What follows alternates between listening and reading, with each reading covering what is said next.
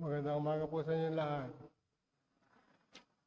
Tayo po ngayon ay nasa ika-6 na linggo ng pagdiriwang natin ng Pasko ng muling pagkabuhay.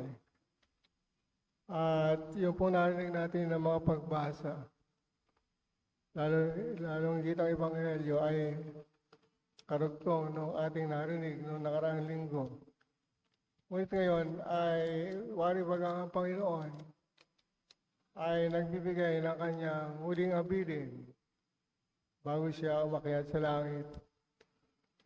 At sa kanyang pag-abilin ay sinasabi niya, hindi tayo iiwanan na nangungulila sapagkat padadala niya ang isa pang patnubay, ang Espiritu ng katotohanan, ang Diyos Espiritu Santo ay magiging gabay natin sa ating pang-araw-araw na pamumuhay habang tayo naglalakbay sa mundong ibabaw.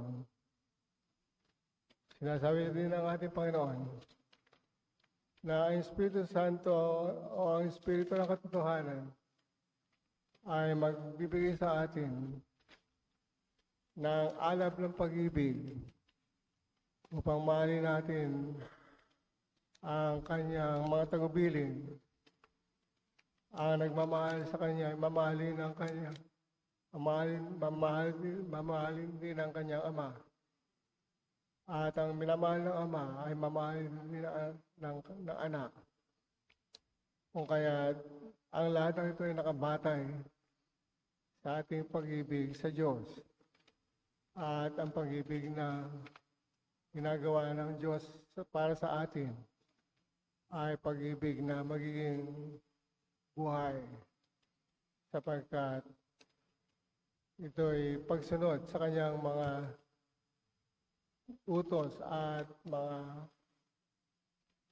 pagbibigay sa atin ng mga alituntunin sa ating pang-araw-araw na pamumuhay.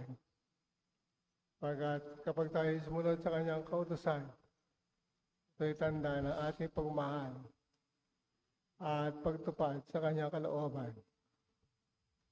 Mga kapatid, kung titingnan po natin, sa araw na ito ay ating pinagdiriwang ang Mother's Day.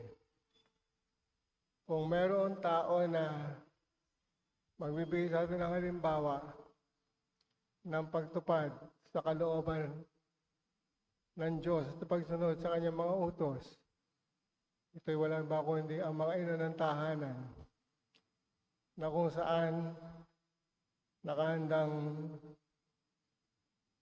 maging mabuting tao, nakahandang maging mabuting nag-aalay na sakripisyo para sa kanyang pamilya. Pagkat yung mga nanay po ang makita natin na pwedeng magpakagutom, makakain lamang yung anak. Yung mga ina, pwedeng magbigay ng kanyang sarili, makapagpaluwag lamang sa kanyang mga anak. Bibigyan niya yung kanyang panahon, bibigyan niya yung kanyang pagkain para lamang sa kanyang mga anak. Kung kaya bilang ilaw ng tahanan, nakahanda siya magsakripisyo at ibigay ang kanyang liwanag. At ang liwanag na ibibigay ng isang ina ay liwanag ng pagmamahal at liwanag ng pag-ibig na siyang nagdudulot ng ilaw sa bawat tahanan at direksyon sa bawat pamumuhay ng bawat tao tungo sa kabutihan.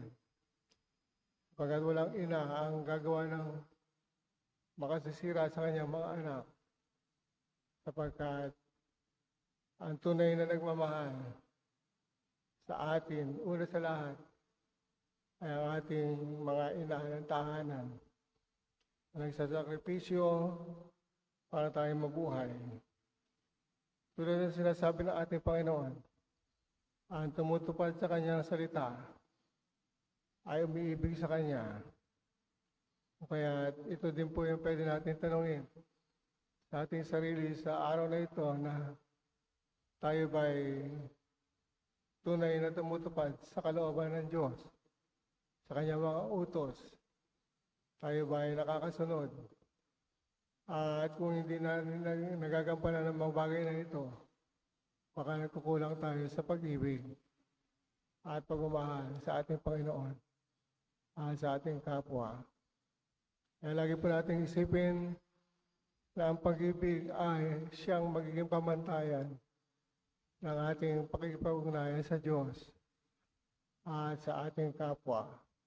Amen.